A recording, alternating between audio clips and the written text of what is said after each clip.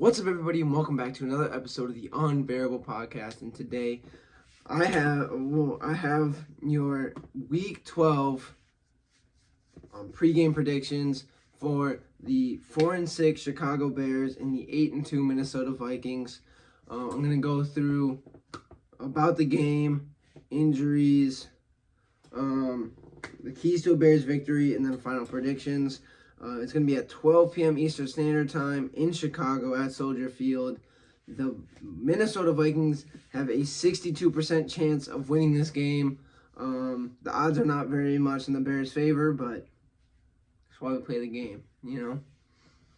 So, let's just jump straight into it. The Vikings have the 18th ranked offense, while your Chicago Bears have the 30th. The Vikings have the 6th ranked defense, and the Bears have the 12th. The Vikings have the 18th ranked passing offense. The Bears have the 31st. And the Vikings have the 21st ranked rushing offense, and the Bears have the 22nd.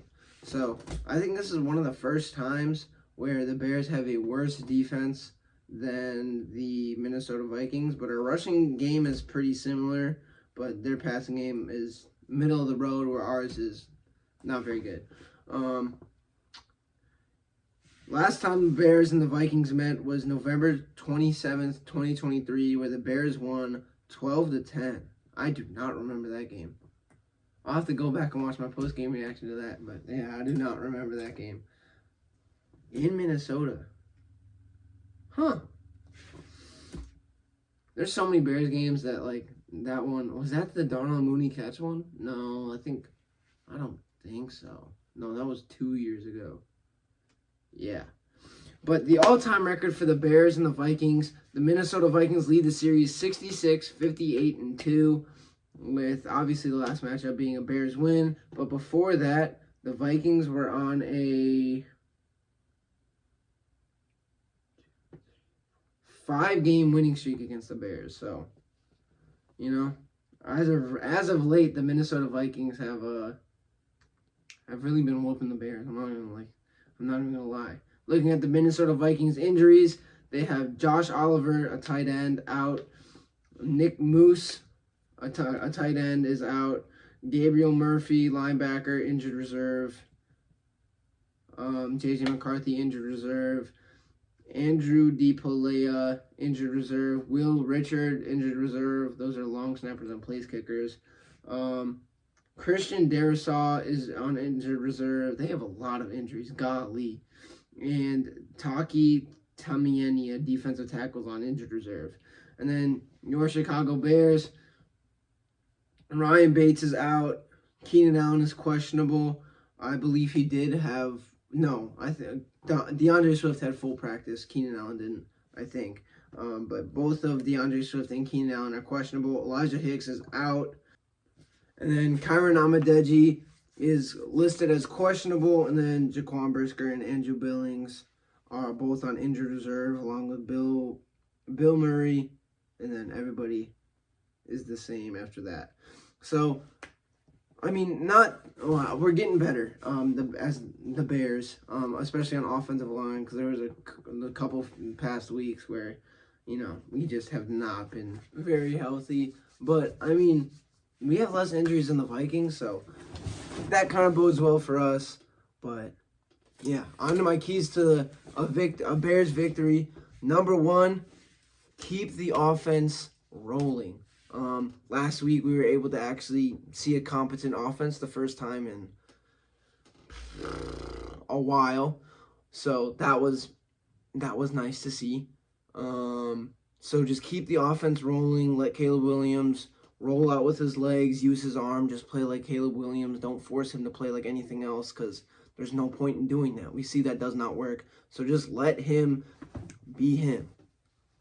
Keep spreading the ball around. Don't just give it to one person. And then I think we will be able to do very well. Number two is score in the red zone.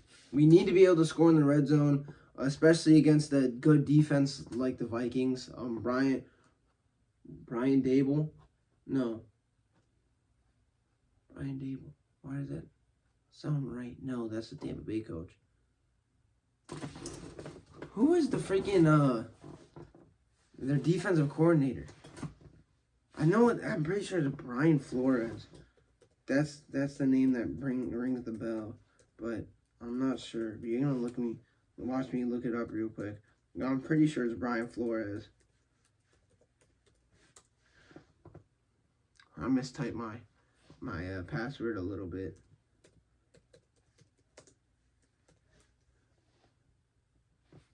Brian Flores, yeah. So Brian Flores, he's led a great team over there. So we need to be able to score in the red zone and not just field goals, because obviously we saw last game that just, that relying on field goals is not a viable option. So we need to be able to get 6 when we're in the red zone. Every time we're in the red zone, we need to be able to score. And then number 3, capitalize on... No, not capitalize. Force Sam Darnold to play bad. Put pressure on Sam Darnold, because as we've seen, Sam Darnold has not looked very great as of late. So I feel like if we put pressure on Sam Darnold, make him make very quick decisions, don't give him enough time to breathe, then we're going to be able to have a good day secondary wise, and we need to shut down Jay Jettis. Yeah, if Jay Jettis is open, that's going to be a problem.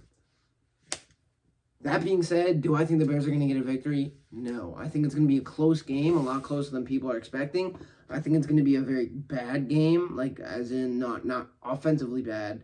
I think it's going to be 23-17, and I think the Vikings are going to win.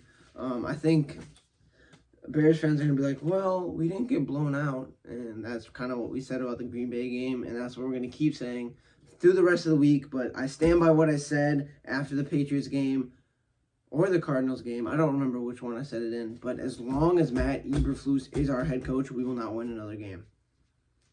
Maybe the Green Bay game, because maybe if they sit their starters, maybe. But I'm sticking by what I said. I don't think we're going to win another game as long as Matt Eberflus is the head coach. But I do want to see more progress from the offense, and hopefully we see that. But I'm not gonna count on it. Got to go in realistic. I'm not expecting the team that we've seen for this entire year to be drastically different. But I guess you can hope. But yeah, that's it for my predictions. I think it's going to be another Bears loss. And until next time, don't forget to bear down.